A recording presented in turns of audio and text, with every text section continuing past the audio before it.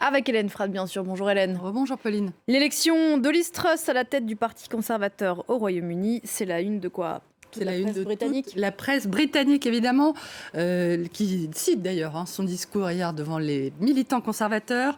Liz Truss, on l'a évoqué, s'est engagée à tenir ses promesses face à la grave crise qui frappe le Royaume-Uni. Lynn Rifaille vient aussi d'en parler. Mais ce sont des propos qui sont accueillis avec un certain scepticisme outre-Manche.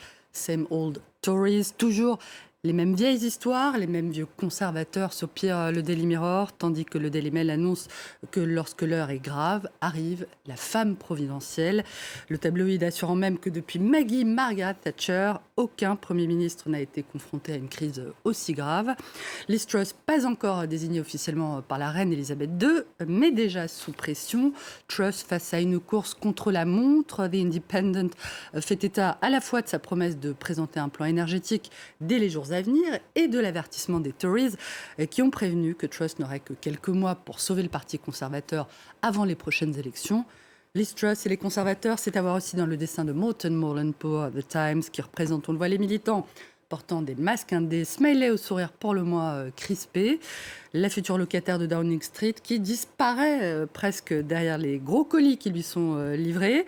Dans les dessins de Blower pour le Daily Telegraph, la crise énergétique, du pouvoir d'achat, du système de santé, mais aussi évidemment la guerre en Ukraine.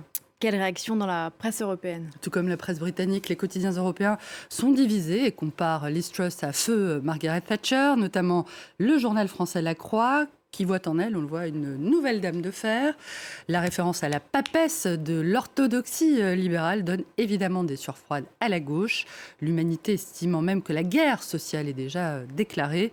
Son programme, en revanche, séduit la presse de droite, dont le très conservateur espagnol ABC, qui présente Liz Truss comme une disciple de Thatcher, dont la tâche, la mission, sera de calmer le Parti conservateur et avec lui tout le Royaume-Uni. D'autres quotidiens sont plus réservés.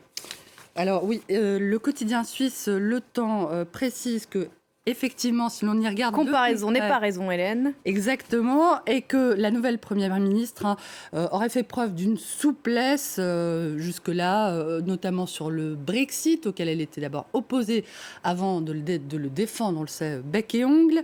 Dans la même veine, le Washington Post juge également que le parallèle avec Thatcher a ses limites et triante au passage la nouvelle Première ministre. Le souci avec Truss est peut-être, je cite, qu'elle est trop opportuniste pour imposer le respect et pas assez charmante pour inspirer l'amour, un brin misogyne. Ouais, aurait-on dit ça d'un homme? Pas sûr, Hélène. Et pourtant, du Washington Post quand même. Liz Truss, habillée pour l'hiver, donc rhabillée et confrontée, comme les autres dirigeants européens, pour le coup, à la décision de Vladimir Poutine de stopper les livraisons de gaz russe. Le Kremlin a déclaré hier que si les livraisons de gaz entre la Russie et l'Europe sont à l'arrêt, c'est à cause des sanctions des Occidentaux contre Moscou. Un discours accueilli, on le voit, avec colère par Il Fatto Quotidiano. Pas de gaz, pas de toit. Poutine nous a roulé dans la farine, titre le quotidien italien, avec cette photo des dirigeants de l'UE qui sont justement tout prêts à tomber d'un toit. Leur décision de sanctionner la Russie pour l'invasion d'Ukraine ne semble pas par ailleurs avoir les effets escomptés, puisque Moscou, malgré ces sanctions, a tout de même réussi à tirer profit de l'envolée des prix de l'énergie fossile, ce qui lui permet évidemment de soutenir son effort de guerre. D'après Le Monde, la Russie aurait empoché au total 158 milliards d'euros grâce à ses exportations d'hydrocarbures. Face à la crise énergétique, mais aussi écologique, les appels à la sobriété sont parfois mal perçus. L'Obs fait état de la polémique en France autour des joueurs du PSG, dont les joueurs donc ont été pris. Les joueurs du PSG ont été pris à partir, je vais y arriver, dimanche pour avoir utilisé un jet privé au lieu d'un train lors du trajet vers Nantes, qui se trouve seulement à 2 heures de la capitale en TGV. Interrogé sur la question hier lors d'une conférence de presse, l'entraîneur du PSG, Christophe Galtier, a répondu ironiquement que son équipe était en train de voir si elle ne pouvait pas se déplacer en char à voile, je cite. Le joueur Kylian Mbappé, qui se trouvait à ses côtés, réprimait difficilement son fou rire. Une attitude qui a fait grincer pas mal de dents.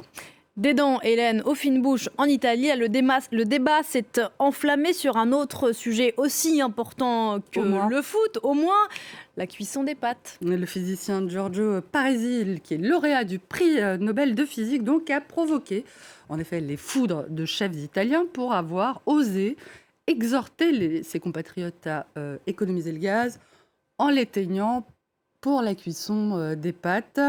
Dans les colonnes de la Repubblica, le chef étoilé Antonio Colonna, qui dit avoir cuisiné entre autres pour David Bowie, sacrée référence, a même pris la plume pour exprimer son indignation et expliquer que la solution de Parisi ne peut pas être utilisée dans les restaurants de haut niveau, car cuites comme ça, les pâtes prennent une texture caoutchouteuse, je le cite, effectivement, c'est pas très bon, que le Nobel ferait mieux de se cantonner à sa spécialité, et que donc, de cette façon, comme on dit chez nous, les vaches seront bien gardées. Merci beaucoup, Hélène. C'était la revue de presse.